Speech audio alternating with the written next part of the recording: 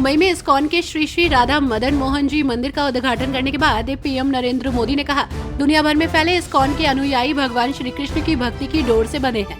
उन्हें सबको एक दूसरे से कनेक्ट रखने वाला एक और सूत्र है जो 24 घंटे हर भक्त को दिशा दिखाता रहता है। ये शील प्रभुपाद स्वामी के विचारों का सूत्र है।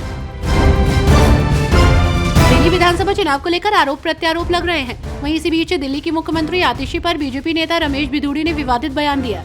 बिधूड़ी ने कहा कि आतिशी दिल्ली की सड़कों पर हिरनी की तरह घूम रही हैं। उन्होंने आतिशी पर प्रशासन की विफलता का आरोप लगाया और कहा कि जल्द ही पहचान पत्र रखने वाले सभी लोगों को फ्लैट मिलेंगे। मुख्यमंत्री भजन लाल शर्मा उदयपुर के खेड़ा कानपुर में आयोजित 37वीं डांगी पटेल समाज खेलकूद प्रतियोगिता के समापन समारोह में शामिल हुए।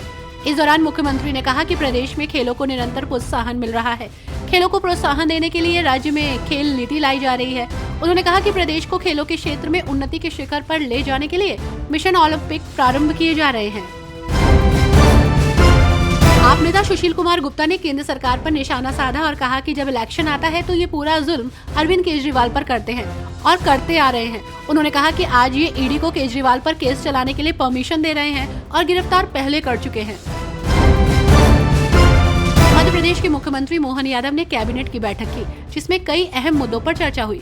गौरतलब है कि सीएम मोहन यादव प्रदेश की उन्नति और प्रगति के लिए लगातार काम करते रहे। इस बीच उनकी ये बैठक बेहद अहम मानी जा रही है। इंदिरा भवन के उद्घाटन पर बोलते हुए कर्नाटक के उप मुख्यमंत्री डीके शिव कुमार ने इसे कांग्रेस के लिए एक ऐतिहासिक दिन बताया। ये भारतीय राष्ट्रीय कांग्रेस के लिए एक ऐतिहासिक दिन है। ये कार्यालय इंदिरा गांधी को समर्पित किया गया है। ये कांग्रेस कार्यालय सभी कांग्रेसी जनों के लिए मंदिर है। ये सिर्फ कांग्रेस कार्यालय नहीं बल्कि देश के उन सभी कांग्रेसी जनों का मंदिर है जिन्होंने आजादी में योगदान दिया और लोकतंत्र को बचाया। दिल्ली विधानसभा चुनाव को लेकर चुनाव आयोग एक्शन मोड में नजर आ रहा है। आयोग ने नई दिल्ली से बीजेपी उम्मीदवार परवेश वर्मा के खिलाफ मुकदमा दर्ज करने के लिए चिट्ठी लिखी है। इसके तुरंत बाद पुलिस ने एक्शन लेते हुए आचार संहिता का उल्लंघन करने के मामले में परवेश वर्मा पर एफआईआर दर्ज कर ली है।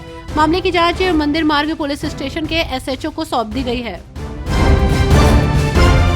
दिल्ली विधानसभा चुनाव को लेकर तैयारियां तेज हो गई हैं। नेता एक दूसरे पर आरोप प्रत्यारोप लगा रहे हैं। तो वहीं इसी बीच केंद्रीय मंत्री हरदीप सिंह पुरी ने आम आदमी पार्टी के संयोजक अरविंद केजरीवाल पर निशाना साधा। उन्होंने कहा कि अरविंद केजरीवाल साफ साफ झूठ बोलते हैं। उनको ऑस्कर के लिए नॉमिनेट करना चाहिए। बीजेपी सांसद बांसुरी स्वराज ने इंडिया ब्लॉक पर जमकर निशाना साधा। एएनआई से बात करते हुए उन्होंने अफसोस जताया कि विपक्षी गठबंधन लोकसभा में आए लालच पर आधारित है।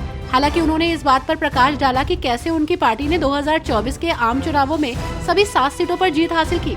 उन्होंने कहा, ये लालच पर आधारित गठबंधन था जो लोकसभा में आया और दिल्ली की जनता ने सभी 7 सीटों पर बीजेपी को चुना।